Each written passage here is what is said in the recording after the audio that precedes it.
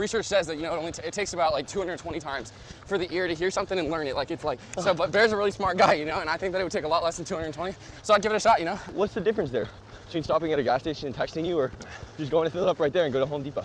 Because maybe he was on a low tank and he couldn't make it there. Well, his wife happens to have her minivan at the motor pool, is low on fuel. She's close enough to the motor pool to fill up there, but not close enough to a gas station. How far are you, anywhere in America, how far are you from a gas station where you can just fill up your minivan?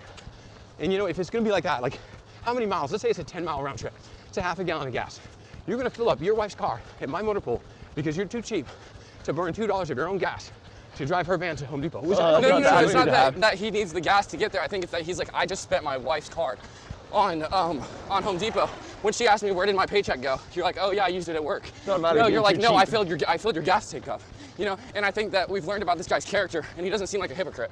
I think that we know that it says he's fired multiple people for doing this, so, you know, loving his brother, he wouldn't do the same, you know? He doesn't seem like the hypocritical, you know? So let me ask you a question, Colin.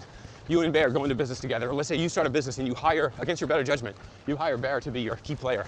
All right. And you're like, oh, this is great having Bear in charge. He's a hard worker and I can go golfing all the time. Find out he's stealing, and you're like, Bear, you're my brother in Christ. I know you wouldn't do this if your dad had bought you that dog that you wanted.